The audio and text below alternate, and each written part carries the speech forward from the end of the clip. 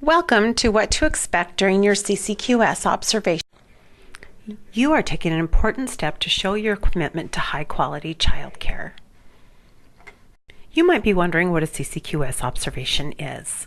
First of all, it's an unannounced visit to objectively record what happens in a classroom during a portion of a day. It's an evaluation of the quality in childcare and out-of-school time programs in Utah, and it's also an opportunity for programs to grow and improve through goal setting and technical assistance. You might be wondering why an observation is necessary. An objective third-party observation is the only way possible to evaluate and verify the quality of a classroom and a program. What children experience during the day is critical to their development, and that is why someone needs to come in and see what those experiences look like each day. Are you ready for your observation? This is a question you might be asking.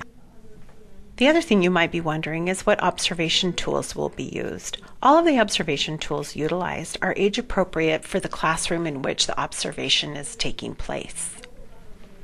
If you work with children that have not yet begun attending school, the observation tool that would be used in the classroom would be one of the environment rating scale tools.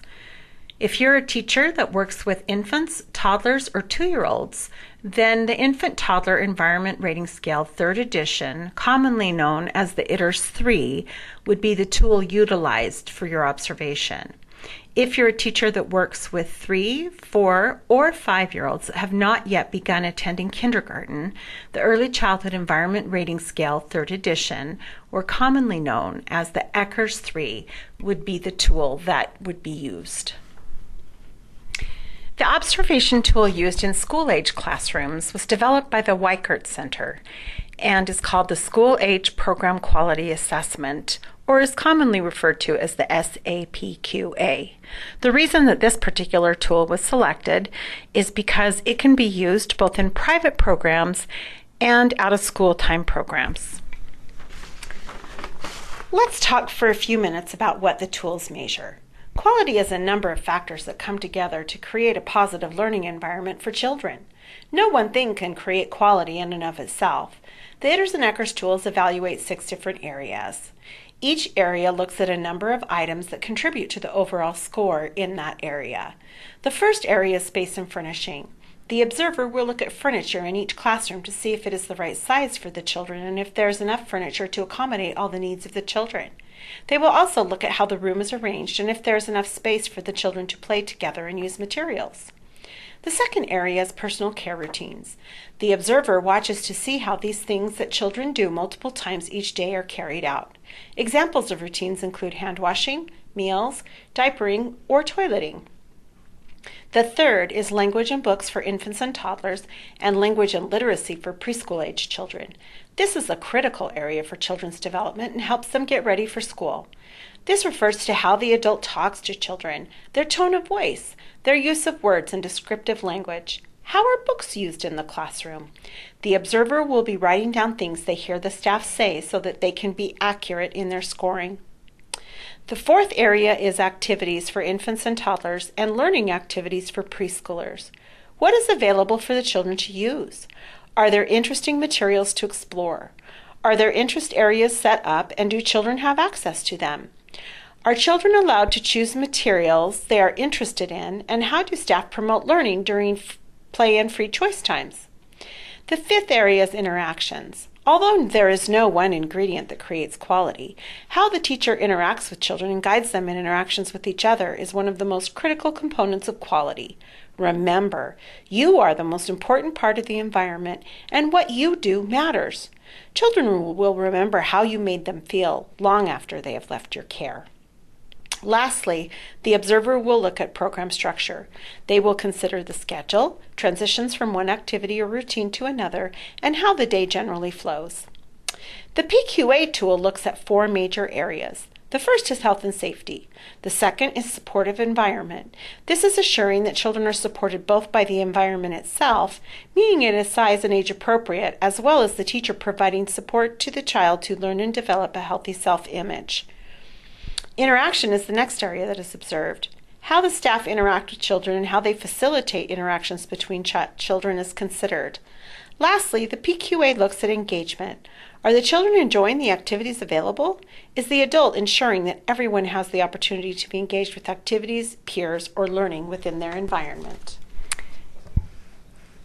There are things you can do in advance to prepare for your observation. First, talk to your director about getting a copy of the appropriate observation tool for your age group and take the time to read through it so you will know what the observer will be looking for. Learn about the scoring system by reading the explanation in the book. As a team, review the tool and talk about what the different indicators mean to you. You could also get a little practice and do a self-evaluation or ask your director to do an observation in your classroom to get you used to being observed. There are also training opportunities that you can participate in that will help you understand the tool better. You might be wondering who will conduct your CCQS observation. Every observer must be approved through the Office of Child Care in order to provide observations for the child care quality system. Those individuals are committed to provide a fair and objective observation. They're well trained in using the identified observation tools. They have to go through a stringent training process to assure that they are consistent with more experienced observers. They also are experienced professionals. They've worked in private child care or another type of early childhood program or an out-of-school time program. They've all been educated in appropriate early childhood education and after-school programming, and they're regularly tested for scoring reliability. We realize that having someone in your classroom watching you do your work might make you nervous. We know it's stressful to be observed and understand sometimes having someone that the children are not accustomed to in the room may change their behavior a little bit. If this happens, do your best to follow your usual routine and be consistent with what you usually do to avoid confusing the children. Classrooms are randomly selected for an observation. Not every room will be observed. Each program can also choose up to 5 blackout dates in the month of their observations. Your director will consider days that do not have typical routines. So if there's field trips or special guests or performances or special activities or predetermined staff vacations or leave, there will not be observations conducted on these days.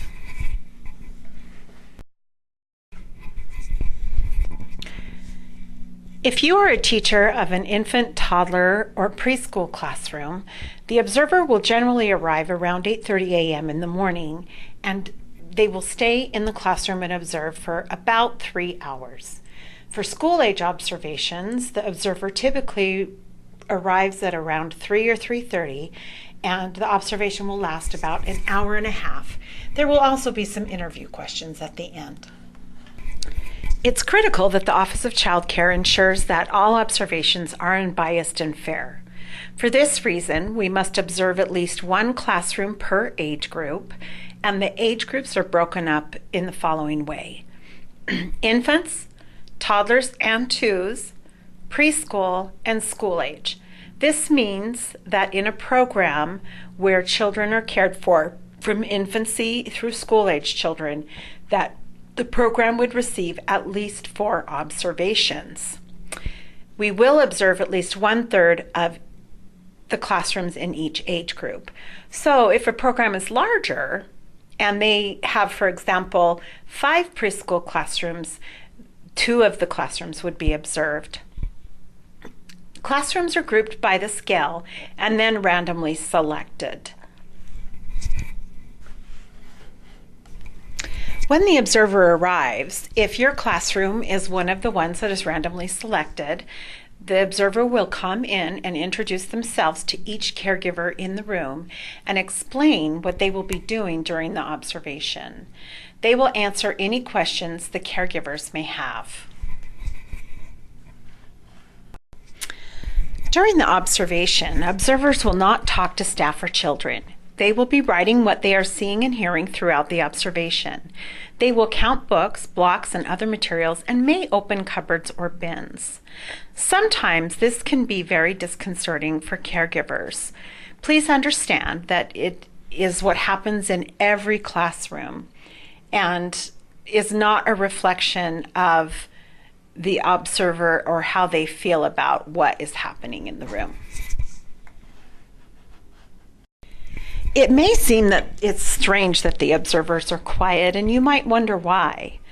The reasons that we don't talk with the children or the caregiver during the time that we're there is that if we chat and smile, oftentimes it changes the behavior of the children and teachers.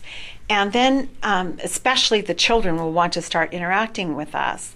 And then once that happens, it's not possible for us to see what really happens in a typical day.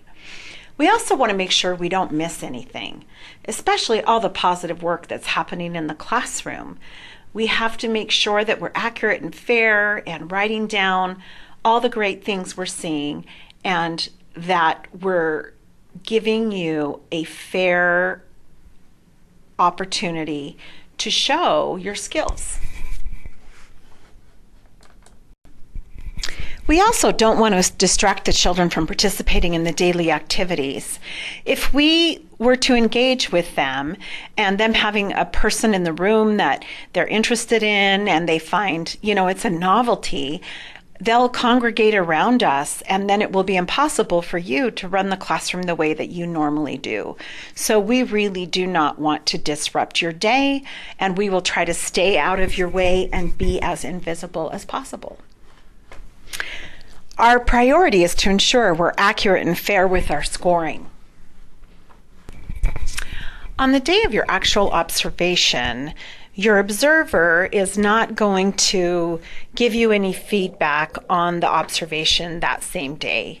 This is because the observer needs to go take the information that they've collected and go back and score your observation based on all the data and all of the information that they collected.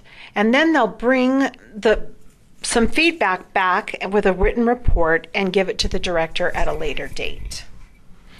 If you have questions about your score, your observer will be available to discuss items in the report needing further clarification. Sometimes directors will have the staff present during the feedback, and then they are able to hear from the observer all of the information. Or if that's not possible, the observer will leave their contact information with the director, and the caregiver can call to get more information to clarify or understand the scoring. Remember, you don't have to be perfect. The reality is that none of us are perfect, and sometimes things go wrong. Our day doesn't always go the way we planned. The important thing is that you're committed to providing children with quality childcare and learning experiences. Although you might find the process a little challenging, remember that you're taking a positive step to strengthen the quality of care for children. That's very commendable. Thank you for all your hard work. If you have questions about the child care quality system or want to know more about any of our observation tools or the process, please don't hesitate to contact us. For more information, you can email the Office of Child Care at ccqs@utah.gov, and someone from our office will get back to you with additional information. Thank you.